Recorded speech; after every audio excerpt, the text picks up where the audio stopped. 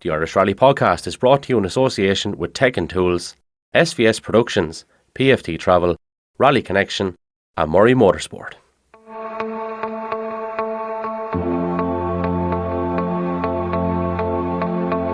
Who's the best driver in the rally? Lost our tongue, have we? James Cullen. That's the one. That's the right answer. It might take a little while, but we got there. So here we are, James Cullen. Welcome to The Whole Person by the Irish Rally Podcast. I am delighted to have you. Thank you so much for being here. It's a pleasure so far anyway now, but we'll see what happens later on. So. We'll see once we get started. I was just thinking about this morning, and I genuinely really feel like this episode could be the one that, best kind of explains the whole inspiration behind this series for me anyway, because, I've known you my whole life and I have an image in my mind of who I think you are. Mm-hmm. But there's so much about you and about your life and your story that I don't know at the same time. And so, that's why I'm so excited about these conversations, because I think it's just a beautiful thing to be able to, as I've said before, hear your story in your own words. But,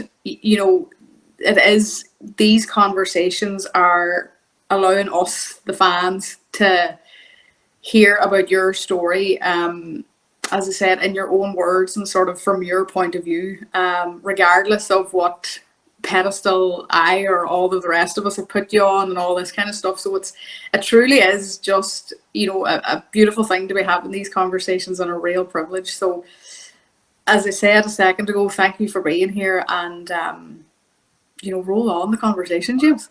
No problem, as you say, it's just when you're thinking there, this could be as much about you as me. No. You're going to the Isle of Man with Toni and 3 years ago.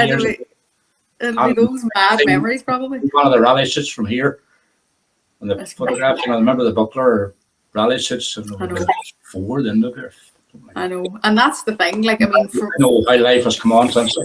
Exactly, and that you're saying exactly it. Where from such a young age, you and you're driving. What I've been in the rally car with you from I don't know what age. And to be able to I remember being so small in the rally car that I couldn't see up over, so I would have been watching your hands and your feet and thinking wow, but how am I going to be able to do that? I have to be able to do that. And so that's what I'm saying. For me, because of my childhood and watching that, that's who you are to me. You're this sort of superhero that's able to do this with his hands and his feet, and look what he can do. Look, because he's doing this with his hands and his feet, look what the car can do.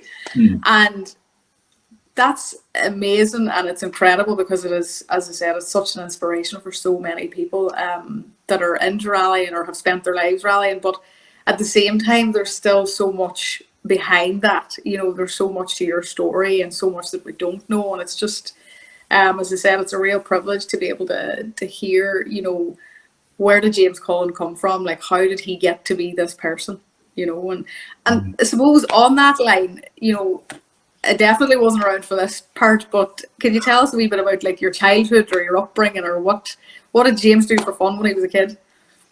Well, James was probably a Letterkenny townie, born and bred, as I say, 68 years ago, wherever it is. So I think because the Donegal rally been here, it affected everybody. I was born in Davies Terrace in Letterkenny, down at the bottom of the town, and Leo, father, was a painter, so obviously that's where we ended up. That would have been your early childhood thing, but I was Leo and the jobs when you were big enough to sandpaper and stuff like that. And that's where some of the summers were, and I was a big part of it then. And then that area of the town was a great community at the time, so there was lots of sports, and I was into sport obviously from a very early age. With soccer and Gaelic, and then I drifted into athletics when they came. They arrived in town before there was Letterkenny Athletic Club. There was only Cranford. Patsy McGonigal came to when I was at St. Eunan's and started athletics, and then we got into that and found out I was good at it.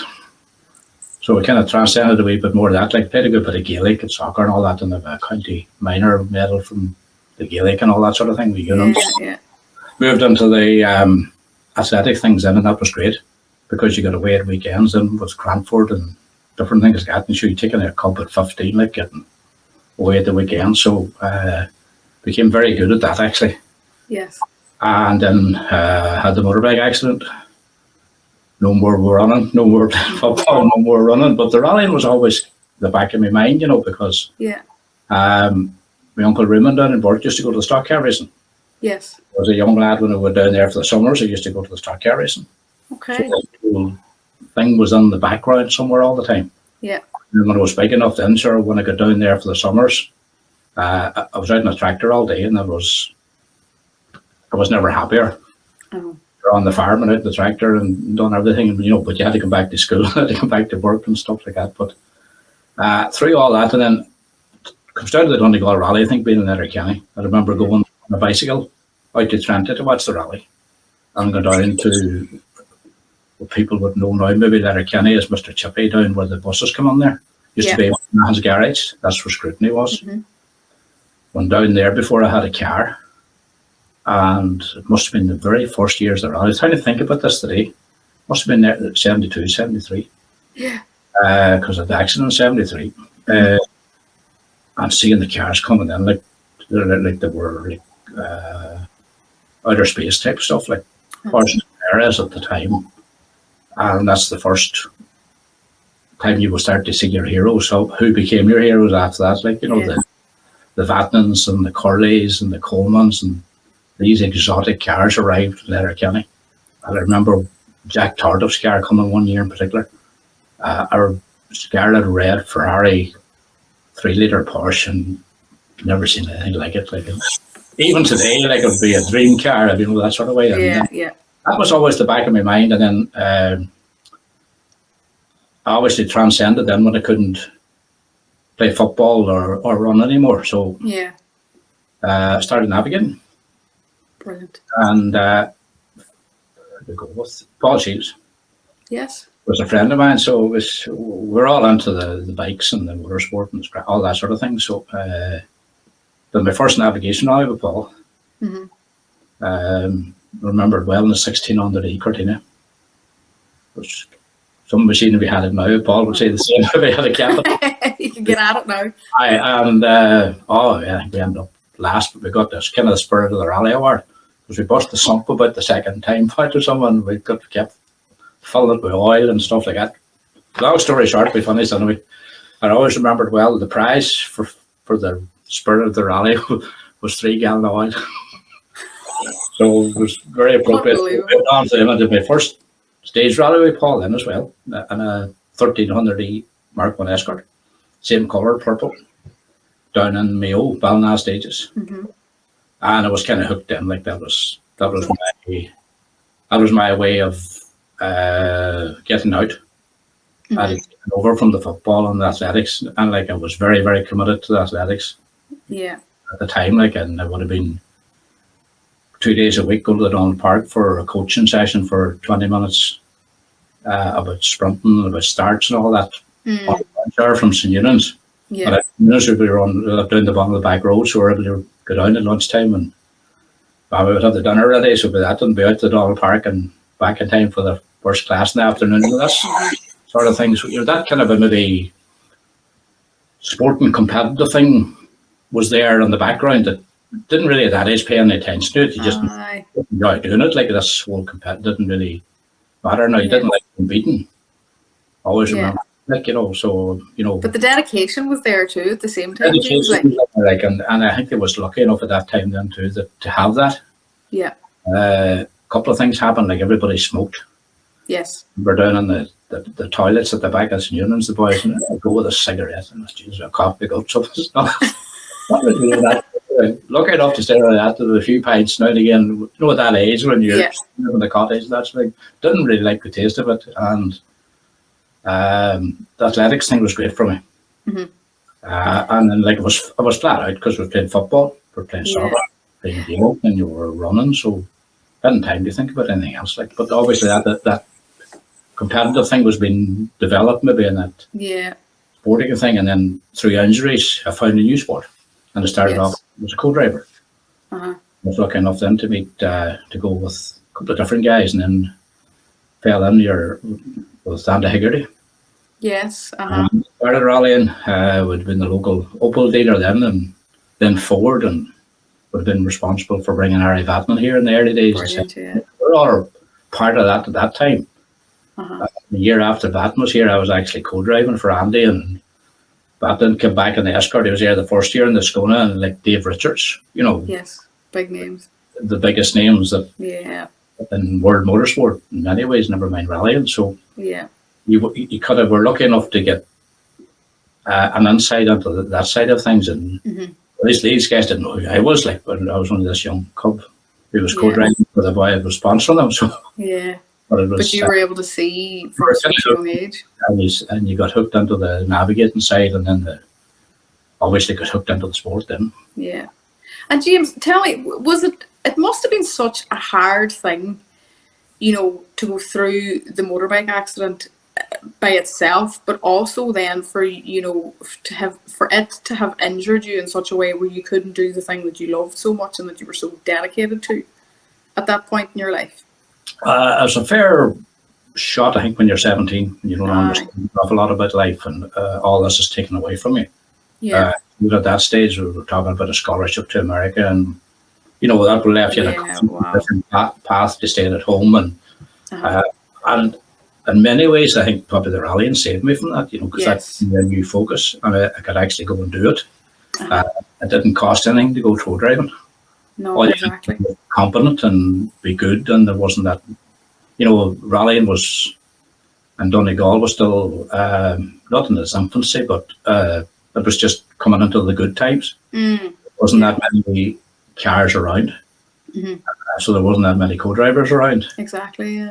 And it was all about road rallies, navigation rallies, and all that sort of things. That got me the basis. And then I fell in with Rory Kennedy then, because he's a couple of years younger than me. We were all Glencairn and played football together, and decided then I'd have to have a go at the driving. But brilliant. And so you, in your own words there, you said, rallying probably saved you. And would it be fair to say that, and truly in one of the darkest moments of your life, probably to that point anyway, as a 17-year-old, that it, to find that light at the end of the tunnel was a huge thing for you. And maybe the sense of peace or freedom that you got in a rally car as well would have been possibly echoing what the 14, 15-year-old felt when you got away at weekends to do this thing that you loved. Absolutely, and I think that thing that I got from rallying that you get when you're good at something. Yeah. And from the winning a county final was a major thing at that age. Yeah. When I started running, I was winning trophies right away. So I started to think okay, you're not just this is good, this is a great feeling. Exactly. And I suppose that was at that age, unknowns to yourself, that was the grounding, and it's still maybe the competitive bit in you. Yeah. And the belief in yourself too. And there's a bit of that, obviously a bit of that, because at that stage, you think you know a lot and you know very little, and in some ways that was good. Maybe didn't realise totally the impact of what that accident had on the life that I had. Yes. Because my life was totally about physical activity, sport, and then it was just gone. And it took me 2 years to walk right again, all that sort of stuff, but but in the meantime, I could get into a rally car. Exactly. That's I probably haven't thought about it that much. Yeah. Till now, but when you think back from your senior years to those years and the impact it probably had then. Yeah, I mean it's huge, and it's I think with rallying, I think anybody would be able to point out that obviously there's a huge thrill, to sitting in a rally car. So there's a huge adrenaline rush that it's very hard to find anything in life similar to it. But if you think about, as I said there, the young fella that was getting away at weekends, and then you you pointed out like that winning feeling, and taking basically years to learn to walk again properly and stuff. And so you have all that heaviness and that worry and kind of that feeling of what's been taken away from you at that time in your life. But then you also have this mad sense of freedom or thrill when you're sitting in a rally car. That, as you say, it makes total sense that it would have saved your life at that point. Like, it made a huge difference. Like, and as I say, it's only in recent years when you think back on it, the difference psychologically it probably made. And it was great. We didn't need any counsellors or psychologists or yeah, you just got into a rally car. Just a rally, but where are we going next? Like, and it just and when it became your love, then it became your passion. Yeah. So it transcended all the injuries. Absolutely. I was able to get in, and I was able to do, and you're able to go different rallies, and I was lucky enough that time, like at a very young age, 18, 19, then to go and do the Circuit of Ireland, and when they were huge, like with Andy and Donny go on those events, like, so that was the grounding, and then you obviously learned a lot from that, and then obviously inside you say, okay, like, I need to be on the other side here. I want to be on the other side. Yes. Did you always know that you could drive, James? Like, did you know that you had an ability, or you were just mad to get behind the wheel? Just mad to get behind the wheel, because as I say, from the days in Burt, and then I got my own car then, like, so. There was no stopping you? We were in, so enough of that, like, so. There'd be a few stories there, I would say. I was there now early on. I remember we brown square cadet I got of Andy, a little bit of your dad actually. I'd say he was somewhere. I got the Granada of him, but that's another story. But so anyway, we were going to a navigation rally in Monaghan, myself and Paul Shields, and I was navigating. So I was coming back from Balbafay, and I came in over the back road, and there was a couple of big crests and a couple of big jumps. I made it back to town, but the car didn't, so I had to go to town. And I went to the guys have photographs of it up, plotting the map, and bandages on my hair and the plaster, my nose and my arm and the sling. My God. And went on to the rally, like, but no, they were good. Those were, they're the days, like. They're the bits, and they're probably all the things that made you as the person.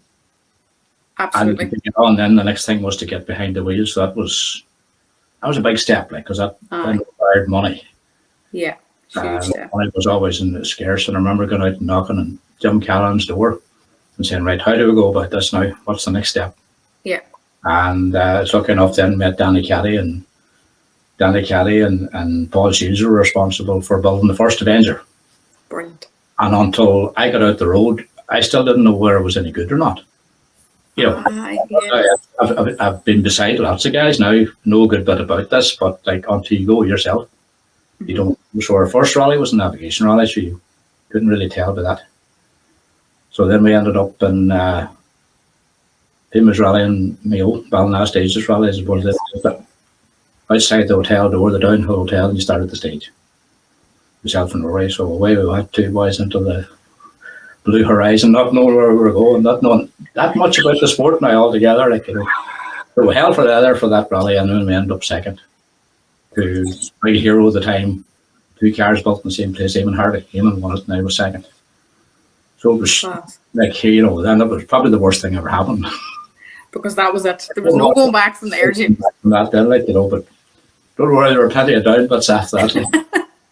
But I mean, it just goes to show you, though, at the same time, James, like, the testament to your character, to be able to, again, I keep going back to this, like, but it must have been huge, like, to, from being, as we were talking about, so disciplined and dedicated and motivated, when it came to your sports, whether it was the GAA or the athletics or whatever, that type of mentality to, first of all, be able to be committed at that young age when everybody else, as you're saying, is going around smoking and having a crack, and then to come through the accident in the way that you did, and to be able to, jump into rally cars. And again, as you say, like, money wouldn't have been the easiest thing found then. And you didn't grow up in a rallying background, so you didn't necessarily have a very straight, clear path as to how you do this, but you had it in your head that this is what you wanted to do, and this is what happened. You know, you made it happen. Like, and if you look at that, even from between say 14 right up to your early 20s, like that vision and that sort of determination is huge. Like, and then to go out in your first rally and be second behind your hero. But don't feel like I was 26 then, like, I don't know, but not that, like, you were a bit more mature, but it was still it's where you wanted to be. Yes. The passion was burning inside you, so it had to be done. At that age, you see life differently. You don't see as many problems, and you just keep plowing on and doing things that you like don't make any sense. They're wrong. They're not wrong there, but they're not the right thing to do. They're a wee bit head the ball stuff, like, you know, that you'd be at to be taken on, but you didn't see the problem. You know, you didn't see the problem then. And I suppose there are a few people about who of similar thinking, which definitely helped. Like Eamon was one of the kind of the heroes of the time, Vincent Boner and all that. But Eamon, because we all from the same town and car was built in the same place. Yeah. Eamon worked for a living, like he drove a lorry for the council and the fire brigade and all that. So those things made it a lot to think, because there was always a way. Yes. And other people helped that. Yeah. You know, you were just the kind of the focus of it. You were the guy you were pushing it. Of course, you had to do whatever you had to do to get the money and do all this. But you had lots of friends, lots of people who came on board to make that. And probably the timing of that was good, because there wasn't that many boys in Donegal rallying then. You could have had a dozen. Yeah. Now we have 200, whatever. I know. Like 200 cars, like there's more, you know, I'm sure we've got 200 cars now, but then wouldn't be 10, would it? I don't think, anyway. So, no. So it was a different era, like, and but it was where you wanted to go. And that was the driving force. Almost the point of not being all consuming, but very close to it. You know, it was be dedicated to get without the money, and, you know, to make the whole thing happen, but the time into it, and do the bits running and here and out there, like back in the time when you had to smuggle everything out of lines as a Castle Derrick, and you had the army, and you had the customs, and you had the RUC, and you know, I mean, that's big dedication to your sport. We were over and back like a pad to Castle Tiraba lines and Castle Derrick for bits as we were building the first car, and then afterwards, you know. But that was, you know, it was probably a great time to grow up on. You know, and to come up through no the sport. Internet, no phone, or no nothing again. Like, come up through the sport from that point of view, like, you know. So but then the money was again.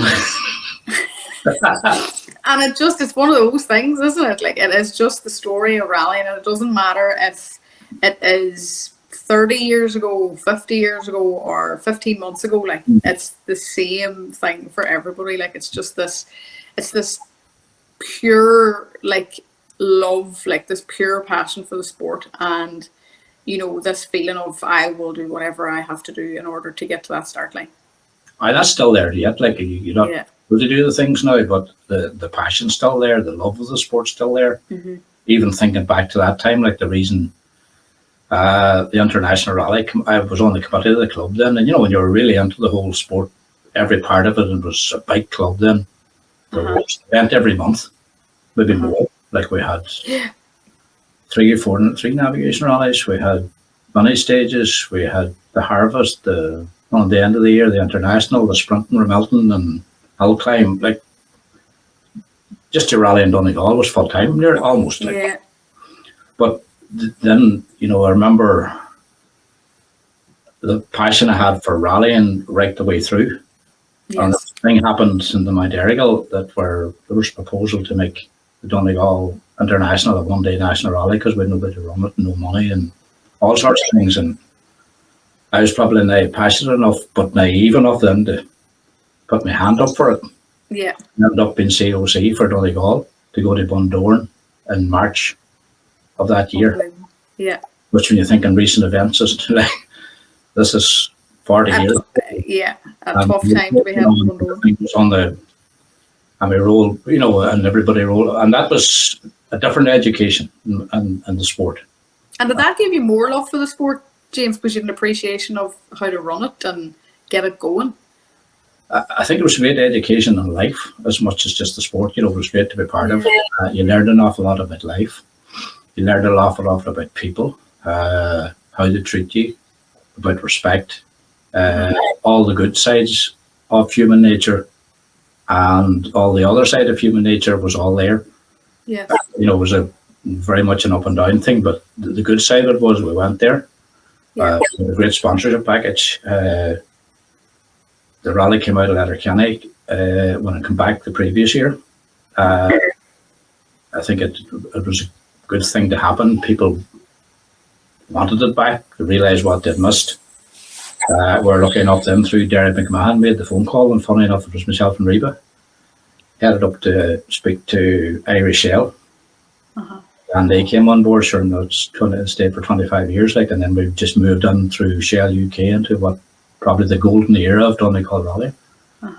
Unbelievable. It's nice to be part of that now, but like you got a lot of life lessons and a lot of things, learned an awful lot about people and what people will say to your face and then what they do behind your back. And, you know, it was, there's lots of it, like, and respect for the people who take on these jobs.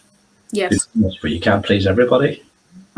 There's people who think you're a great person and saying to your face in their back, you know, you come back and you be stabbing the back somewhere down the way, like, you know, so you know, they deserve obviously our thanks and our respect as well, like, so nice to have been on both sides, to have seen it from only thing in your head was doing the rally, and to be like, okay, I have to put this whole thing together, and if it falls apart, I'm the person on the shit here because I put my hand up. It's like, you're the one responsible. I have responsibility to the hundreds of people and the close number of people that are around you who make it all happen.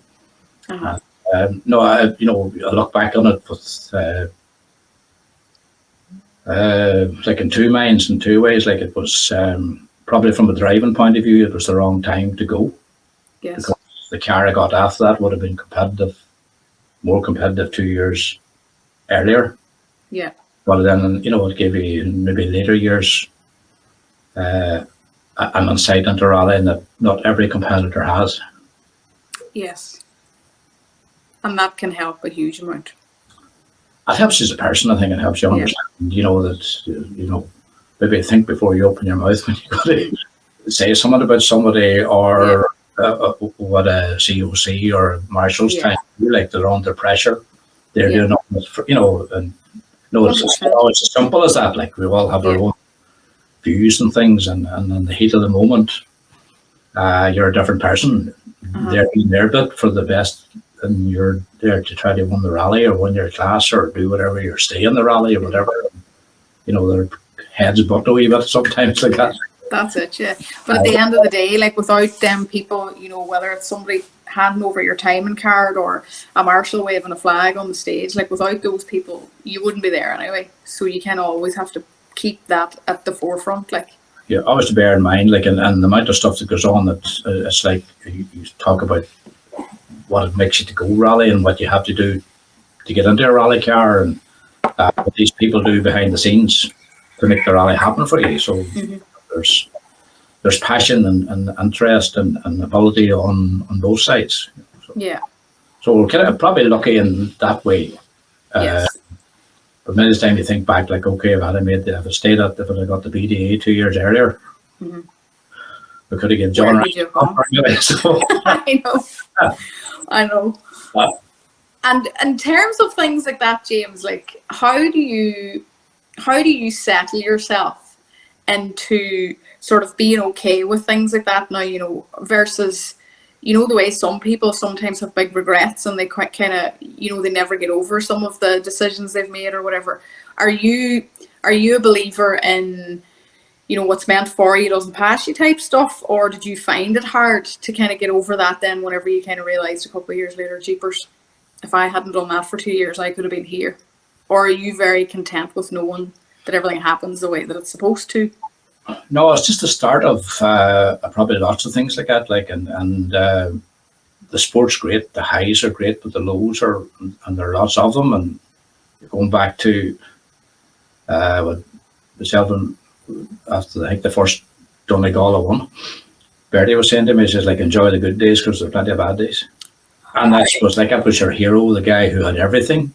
Yeah. Best driver, best car, best everything, like, and a great guy. I got to know him through various other things as well as the rallying, and even Bertie had bad days. So, you know, and that's rallying, and we had lots of ups and downs and lots of maybes and lots of nearly done this and lots of things that you put a lot of effort into to make. You're very close to being a professional rally driver a couple of times. Didn't work out. So that's life. Yeah. You know, you get up and there's probably a resilience built on it. And so, you know, you take on board, you know, when other things happen to you in life, you say, okay, it's not the end of the world. Yeah. It might take you a couple of days or a couple of weeks to get over it. Like you start rebuilding again, and you focus on something else, and you rebuild your life, and you rebuild the next car if it's correct or missed opportunity or whatever. Like, and that's unfortunately, no, that's a reflection of life, I suppose. Everybody has everybody has all the things, and there's very few graphs that go straight up. There are all plenty of ups and downs. Ups and downs, aye. And do you think, James, do you think that it was in you to be that way by nature, to sort of be able to bounce back and to have that resilience? Or do you think that rallying sort of molded you into having those abilities, or even the sport and career that you had before you started rallying? I think they're all natural to you. When you think back, there's a bit of that in it that was molded into you when you were young enough to maybe take it in without really knowing what you were doing. Yeah. And I think the drive and the passion doesn't matter where it's sport or business or whatever it is. Like, it's not always an upward spiral. Yeah. There's ups and downs, and rallying in particular, because it's different to most sports. Like, if you make a mistake in rallying, you pay a big price. Yes. If you make a mistake in football, you some of the opposition scores, but you carry on. Yeah, you can keep going. A chance to get it back in the game, but if you make a mistake in rallying, all that effort, all those hours, everything that's gone in, it's gone. So, and that's the same for every person who's ever got into a rally car, be they a millionaire or be them at the back of the field, just going for the fun. All the effort goes into it, and then just like in a blink of an eye, you could be standing at the side of the edge and a big face on you. So, yeah. Very, very disappointed. Very disappointed, but they all go again. Exactly. I think it's that thing that's built into rally people. You know, most good sports people have it, I suppose. But I think our sport, it's more difficult. 110%. To get there is harder, and to stay there is even harder, and just to actually compete in the sport, and the amount of talent you has doesn't help the effort that you put in. Yeah. Absolutely.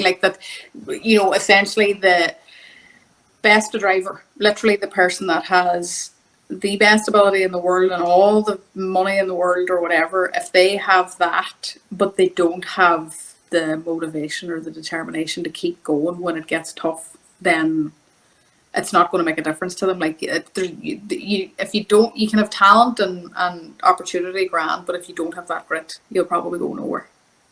No, and the opportunities are not that many. It's a crazy sport in many ways that way.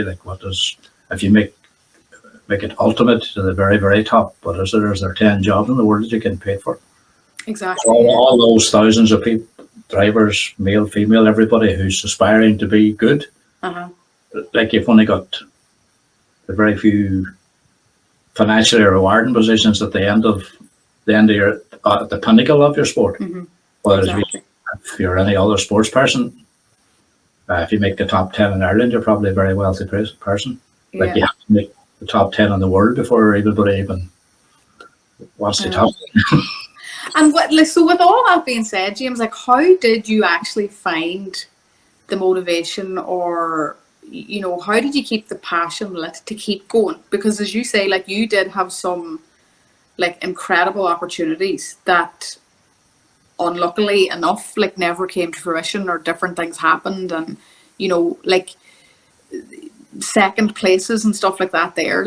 How do you keep going when you know that when you know yourself where you could be, and how quick you actually are.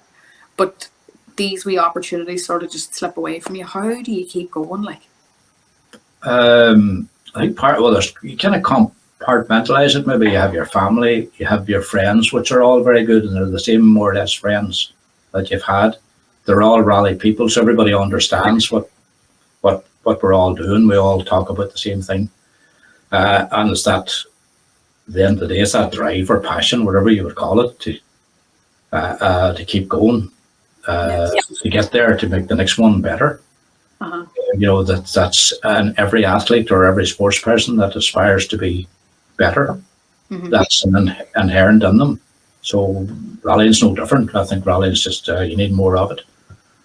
Opportunities are less, but even to get out, when you look at what it takes to go rallying nowadays, and just even look at West Cork there, and the effort and the ambition or the passion and just to do it, it's great to be part of that. You've been there, done that. It's been good, but it's obviously there's something in you that drives you on. And keeps you going. No matter what happens in front of you, like you say, okay, let's get it up again. Used to be people compared it maybe to a drug, and maybe it is. There is that thing where sometimes you don't see sense. Absolutely, yeah. And I mean, at the end of the day, like from what I know of the last couple of years of, different podcasts or different books that I've read, or even different types of therapy and stuff, and you kind of realize that even my day job, like with hypnotherapy and how the brain works, like there are chemicals that are within our bodies, obviously at all times, but when it comes to, say, the likes of rallying or whatever, like there's obviously, spikes of adrenaline and things like that. And they're chemicals essentially that the body gets used to. And in that way, it is very much like a drug because you just need more. And it's an incredible thing to kind of think about the resilience and the motivation and the determination. And I look at that as purely positive.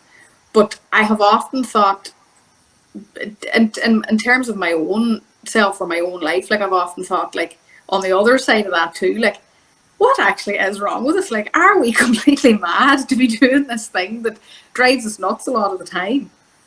But we still keep going back because there's just this pure raw love for it. Like, yeah, I got pure raw love for it, and also the buzz. Like if you're a driver or a co-driver, to get down a closed road at your maximum, pushing yourself to your own limit all the time, that doesn't. It's obviously part of our DNA or makeup or something like that. Like, but we only can fulfill it by going down a road by rallying or in other words racing. Like so.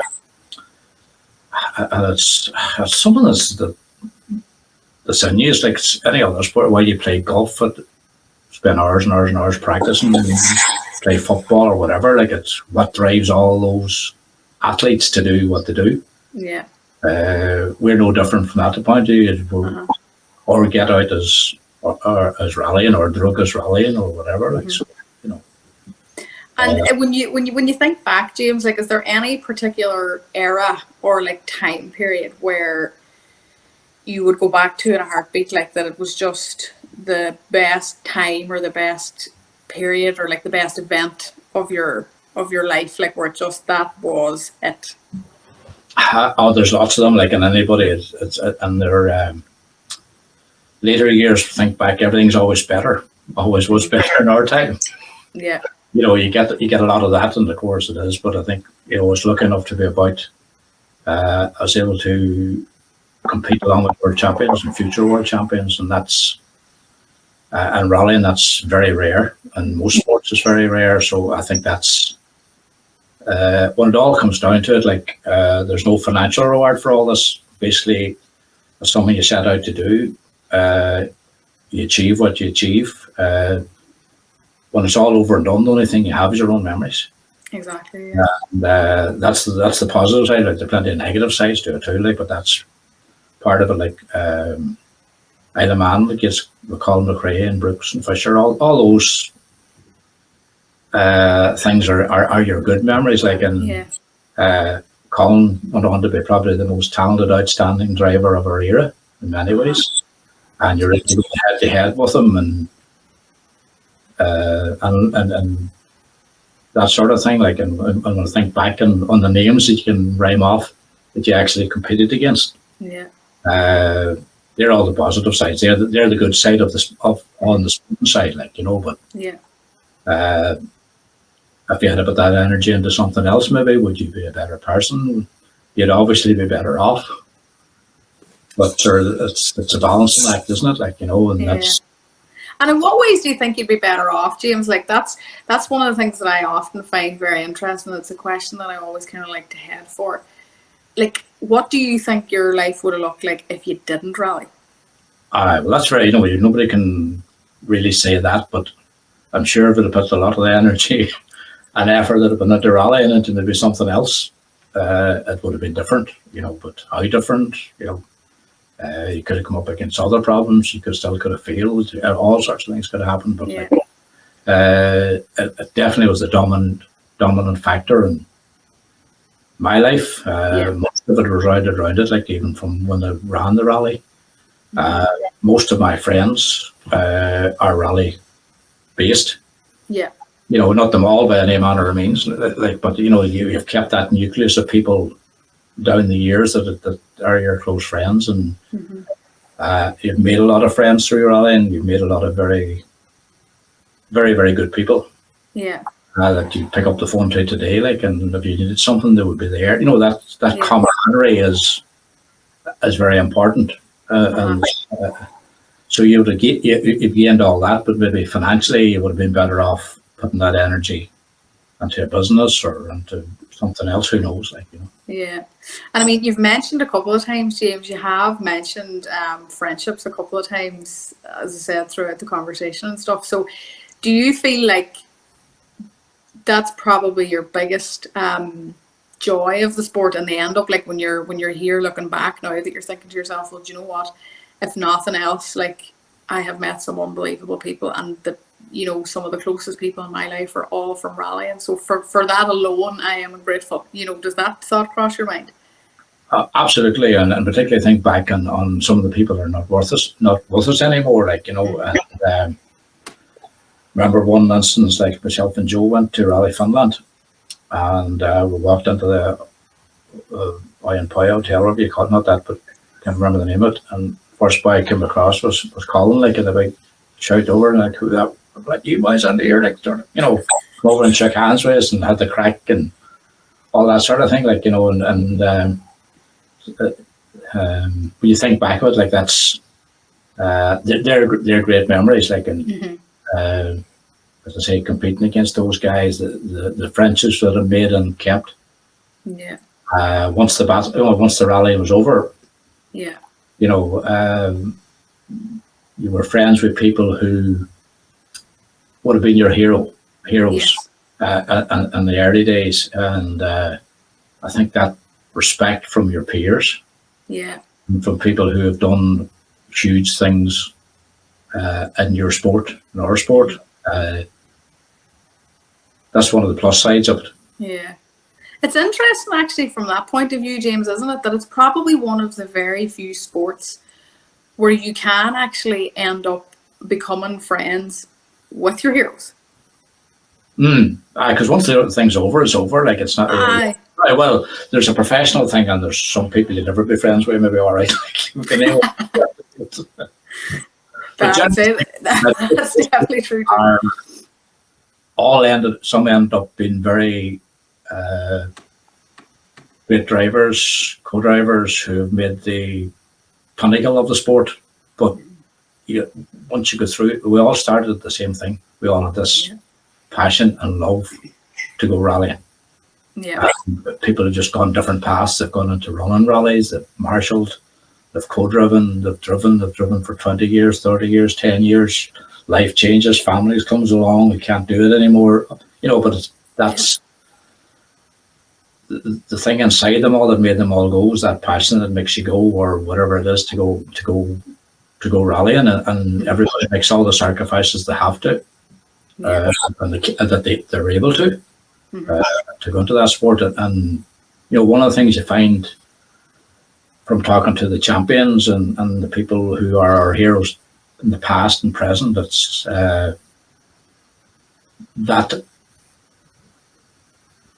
thing that drove them to the sport and brought them into the sport. It's a very common. It's kind of like common thread through everybody, from the Sebastian Loebs to the Ogiers to Callum Devines to John Lyons to ourselves to Vatnans. They all have very similar stories and very similar stories to tell what got them into it in the first place. Exactly, yeah. And it definitely is one of those sports where it doesn't matter kind of if you're at the back of the field or at the front of the field. Like, to a certain extent, everybody is going through the same thing, and everybody knows that everybody's going through the same thing. And you mentioned camaraderie and stuff, and that is the thing. I think that's the thing that pulls us all together and glues us all together, is that we all have this understanding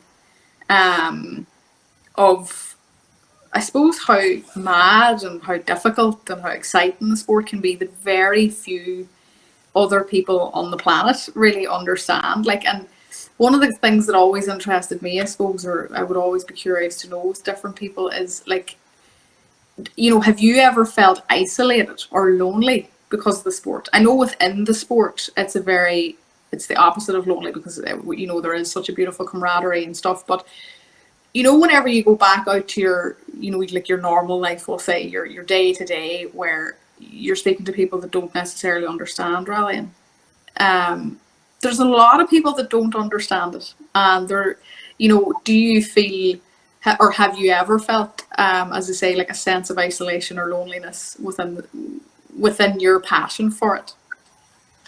I think probably when you're very passionate about something, then you have to be very single-minded about it in many ways. That makes it a wee bit different. Lucky enough to have plenty of friends and stuff like that, but as you say, if you're explaining it to people who are not rally people, they don't get it. Like, they definitely think you're screwed loose. Like, you do all this, it costs what? And what do you get? Nothing. Particularly if you're at the top of your field and say, okay, they expect you to be well rewarded for your success, as in other sport, and we're not so much in this sport. Like, we're all, most of rallying is amateur. Very few professionals. Back in the day, at least when I started, there was a wee bit of prize money that helped a bit. Like, but it's just that thing about, you are different. You're probably seen as different. There's some people then see it maybe as not the best thing to be at. There's an addition, that because you're a rally driver, you're racing the roads and you do all this sort of thing. Like, and that is not the case, apart from maybe a very small minority. There's that perception that makes you a wee bit maybe reluctant to, not reluctant either. Like, you stand your corner to and explain your sport and as best you can. But there is that thing where we definitely, I think, are different to most other, sports people with the same commitment. It's one of those sports where for a fact that you're quite different, and I think, as we've mentioned even a couple of times already in this conversation, like the camaraderie and the friendships that come out of this sport are absolutely incredible. And when you think of your life and you sort of think back, you just think to yourself, like, how rallying has shaped you or shaped your life. And my God, it can give you so much as well at the same time, can't it? Oh, so there are plenty of highs now, but there are many more lows than there is highs. Like, and even like, I've met a lot of great people who are friends, but the other side of human nature is there too in any sport that people are passionate about. Their dislike maybe of other people grows. Maybe not just be as above board as you would like them to be, but that's like, that's a reflection of life, isn't it? Like, so. Yeah. That's exactly it. Like you said it there, that, I mean, probably doesn't really matter what sport you're in or what job you're in or what you do. Like, that is you know, nail in the head stuff there, James, where you say that's just the other side of human nature, like. And there's plenty, as you said, plenty of highs and lows, and like there's more lows than there is highs, like because you put so much into it. There's so many other factors and rallying that's out of your control. You know, as regards other sports, like if you go to run a race, unless you're sick or something very unnatural happens, you'll finish where you're capable of finishing. Yeah. But in rallying, you've got so many, like your ability not to make a mistake, to go quick enough, all the mechanical elements that come together, and you know, and our sport is so complex that way. Yeah. There's so many variables that can decide who wins an event or how well your event goes, and sort of thing. But that's, you know, I think that's good for most people, and I would encourage any young people to get that can get into the sport to do it when you're young. Yeah. When you're young, you get over the problems. You know, you're not really affected too much by them. I think you learn an awful lot about what's in front of you. Yeah. You learn an awful lot about, as we keep saying, life and human nature and who people are and what they are, and eventually you'll find out who your real friends are, and life. You know, when you get a lot of that, because if you're successful, people want to speak to you. If they think you have money, they want to speak to you. When they find out you haven't, you find that you see many people fade away over the years when they figure out, okay, there's no money in this camp, like, so we need to move on here. And then so you figure out like who the real people are, and but the other side of that then is like to be lucky enough to be respected and thought of in a certain way by the people who are your fans, and that's who come and say that to you and say, we saw you here, we saw this, or we saw that, and that's probably one of the best things when you stop rallying, that you'll take out of it. You know, when you have time to think back and you can't do it anymore. Yeah. The fact that all these people are who you were many, many years ago, like maybe talk to Vincent Bonner or say hello to Ari Vatanen or talk to Kevin Conley and come up and, you know, and now, you've experienced that high. Yeah. Of bringing that joy to other people. Like it's like going to watch Donegal or Van Harps play and somebody scores a goal, like we're all, everybody's together, right? Everybody's together, like, so we have our fans and they all have their favourites and they all appreciate the sport, and we're lucky. I think we have a very, obviously we have a very knowledgeable fan base, like, and if you're talking to people down the years, some great conversations to be had, like, but they're very knowledgeable and lovely feedback, and great maybe to have been, that's one of the good memories. Yeah. We'll try and be able the good ones, because there are plenty of gobshites. Well. Yeah. So that's where we are. Like, do you think, James, would it be fair to say that, like, when you're in it, when you're living life within the rallying community day to day, not the rallying community, but like your rallying life, as in you're competing in the day to day, that there's more lows than there are highs, but whenever you're kind of out of it, whether you're retired or you're just taking a break or whatever, that when you look back, you actually probably realize that there was a lot more highs than I was able to kind of acknowledge at the time, because I was trying to fix this next problem. And I think you have to try and focus to keep yourself going on the highs. Like, if you keep focusing on the negatives, you wouldn't go again. No. Just like, you wouldn't be able to climb out of the hole, because there are plenty of holes in rallying, because it's all about money. It takes a lot of money and people make a lot of sacrifices, and there are hours to put into it, and the sacrifices they make, to pay for rally, and that's a huge part of it. And even to go and spectate in a rally, like, it's time. You're away from your job, you're away from your family. There's lots of things like that. Like, but no, I think you try and focus on the good memories are always better to remember than the bad ones. Absolutely. And I'd say, James, like, you've obviously won Donegal twice, and that would have been, I can imagine, the most unbelievable feeling as a Donegal person. But I'm sure a couple of years ago, whenever the team kind of Aidan Caddy and the likes, they all put the car together to get you back out driving again.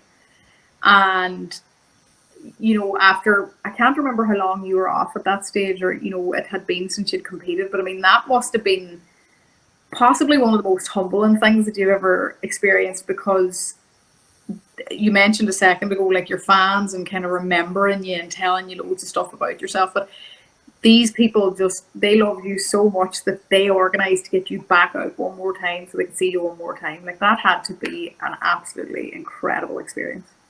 And it still is today, because like, as I say, that's not about money, it's not about wealth. These are about people who enjoy the experience. They're your friends. They say, okay, let's do this for the sake of this, just from a purely sporting level. There's no reward for anybody. Nobody's getting anything out of it, and it takes a lot of work and a lot of people to come together to make it happen. Like, and probably makes you realize, because when you're in all this, you just see it as yourself, what you're trying to do. Like, you don't see a lot of that stuff, and then that kind of maybe reminds you what people have done for you. Yes. What people think of you, and when it all comes down to it, like, that's basically that's what you have when it's all over. Yeah. What people thought of you, and like that was a great experience.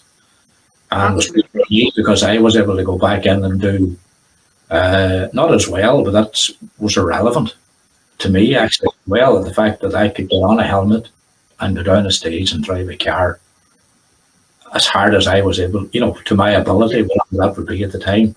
So that's just pure sport. That's pure rally, and no pressure, no nothing. Just get out and drive the car and take it all in. Everything that's good around our sport. Yes. It's good about a big event like Donegal or Killarney or wherever the case may be, to suck all that in and experience one more time, because then it becomes more relevant to you, I think, or you're appreciated more, because you're not totally focused on what you should be doing as an athlete or a driver. You're able to take it all in. You just want to talk to everybody. You don't want it to stop. And we got a wee glimpse again then with the Legends thing last year with Donna. With those two stages, like, to be part of all that, that was, you really appreciate it when you can't do it anymore. Yeah, and that's it. Like, to be fair, that whole Rally Legends thing, that was pure magic. Even to see all of you in the one room again was absolutely incredible. It was pure magic for all us old guys, like, because we're all done and dusted. There's a new generation, to meet the people who were your heroes, who were your competitors. And we go back to the same thing again. We all are the same underneath. Yeah. We're all in our 60s, or some of us in their 80s on that event, but we're all talking the same. Yeah. It would have been 40 years ago. Yeah. The talk was the same, and we're all rally drivers, co-drivers, whatever. And we just want to be there, and we just want to get out, get the helmet on, and let's do this. Like, and it's a fabulous feeling that not everybody gets. I know. And it is, like, I'm actually going to ask you, can you describe that feeling? Like, sitting into the car, like, what is it? What is it about it, like, that just, it feels like home? I suppose it's like somebody that's been off the cigarettes for 20 years and you get another one. or something like that. No, it's just brings back all the things that drove you on in the first place. Yeah. And so all the good side of it, because there's no pressure.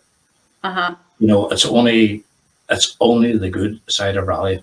Yes. And is it the smells, or the sounds, or the it's everything about it. It's, the buzz you get out of driving a car that's a good car to its potential, or to your potential, on a closed road. It's very hard to explain to anyone who is not a rally driver, because they equate driving to what they do on the road.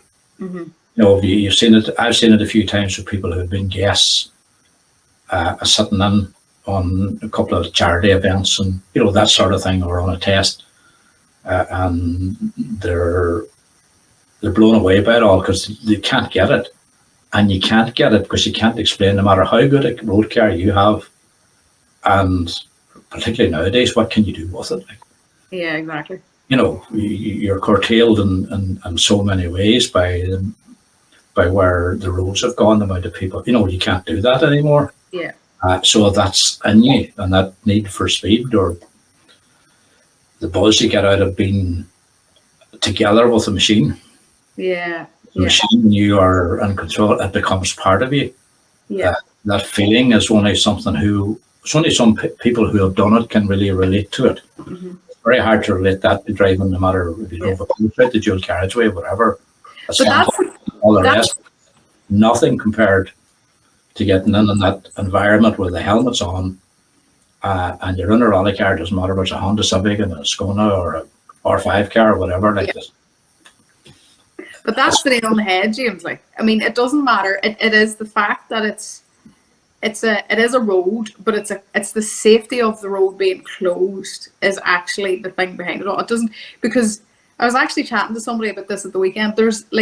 There's zero thrill driving fast on a road where a dog could walk out in front of you or a car could pull out in front of you. It's when you're on a back road that is closed and you know there's nothing coming, and you can get down as in the safest environment possible, as you say, as quick as you possibly can. Like, that is, there's no feeling like it, but it is such a hard experience to explain to somebody else because it doesn't exist unless you rally.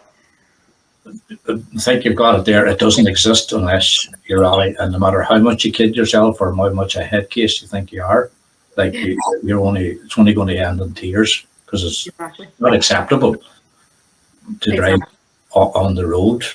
Roads are too busy. Lots of reasons for it. Like, but you can't. It's very hard to explain to someone unless you're in the car and you're in that environment, and then to be there in the first place, you obviously get it. It's part of your makeup. You appreciate the feel, the sound, the smell, and to be able to push the limit that you cannot do anywhere else.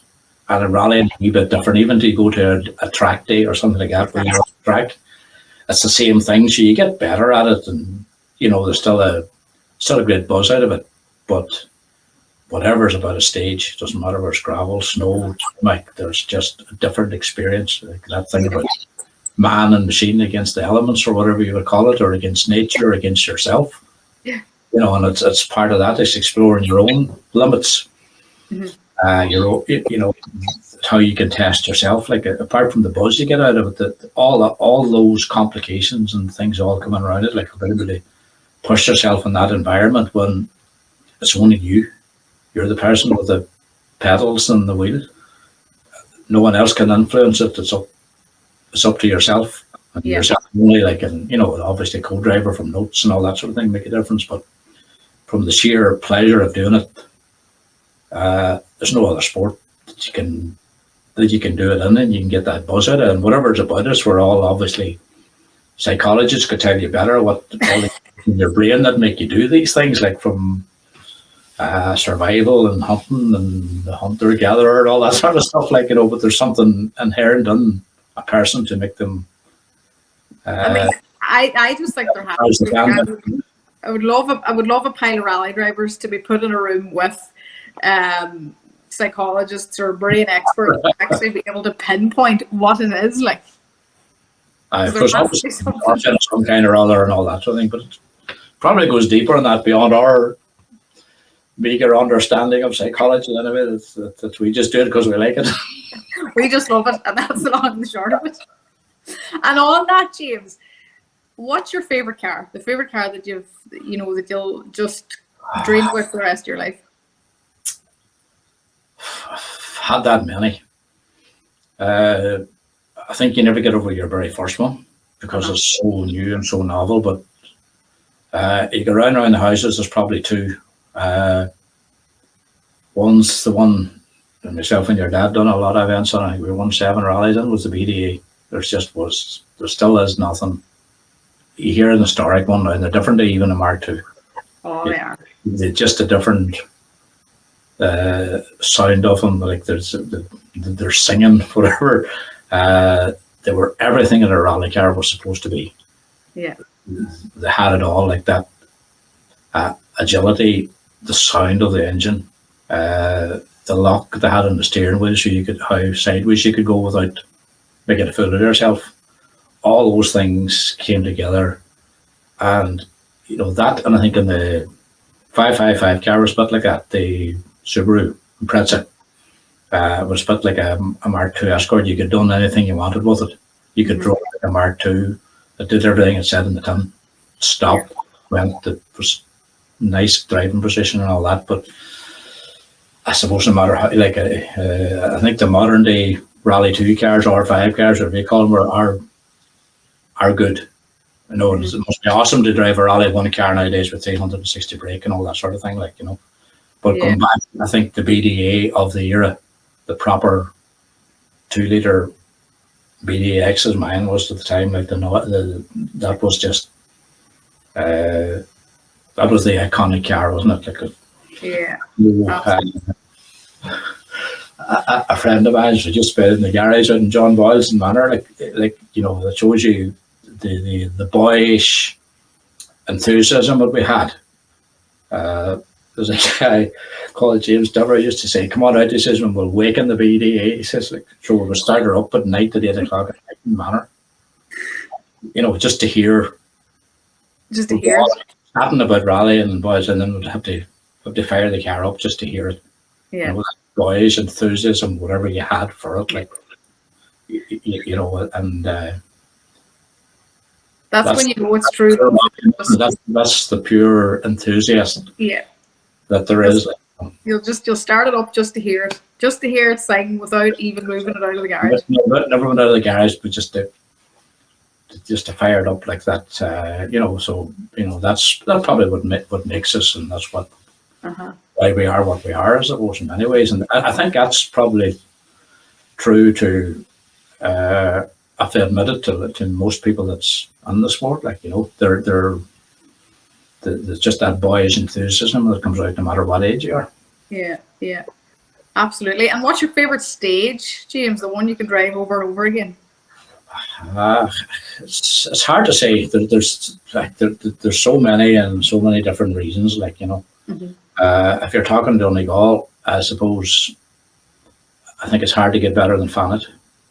Yeah. Personally, I love Knockalla. Love the commitment and the speed of it. Like, and then the Atlantic Drive was so technical. There, Donegal has so much to offer that way. And then, but you've got the Gap, you've got Ardgroom and Cod's Head. Like, there's so many that they've went up over the reservoir and Isle of Man. Into the forest, them and there's just there's so many. Yeah. No, but being Donegal, we'll have to vote for Donegal one. We wouldn't be half biased, would we, James? Not at all, no. Boys have won too much. And I'll ask this. Rally, and they're not so good at the rally, which is the only good thing. I might know the answer to this question though. What's your favourite event that you've competed in? It's a difficult one, actually, because there's so many events that give you different things. Yes. I love the Manx. The fact that you can compete at that level. Everybody was equal. You could recce all you wanted. You got the best drivers in the world came there in the day. The Circuit of Ireland was a huge challenge. Loved the stages in Killarney, but like being from Donegal, to go and watch Donegal, we'll go out to watch a rally on a bicycle, and then to go out and do it as a co-driver. I've done it 4 or 5 times as a co-driver, I think. So yeah, I've been COC twice, and I've done it many times. So there is only one place. And you've won it twice, James. What was that feeling like to win the Donegal, as you say, from that young fella out Trenta in the bike to actually winning that rally?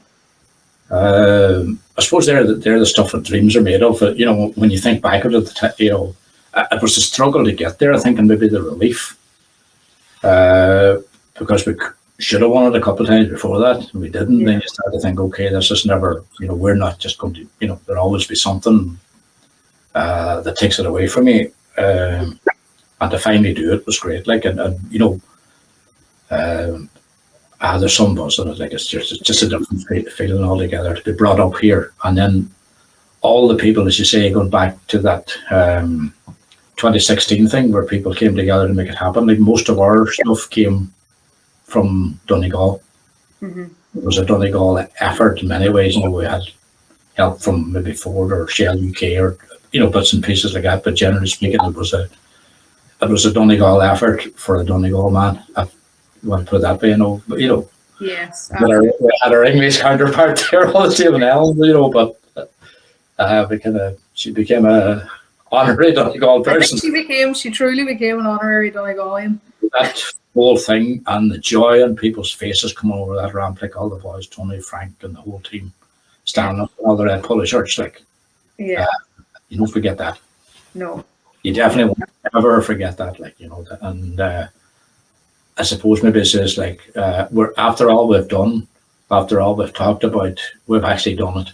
We're here for everybody, because everybody done this for a few years. We had our hopes, we had our expectations before the event. We were disappointed many times, and then there comes the time that you're the top of the pile. Yeah. That's the boy on top of the world, or whatever it was.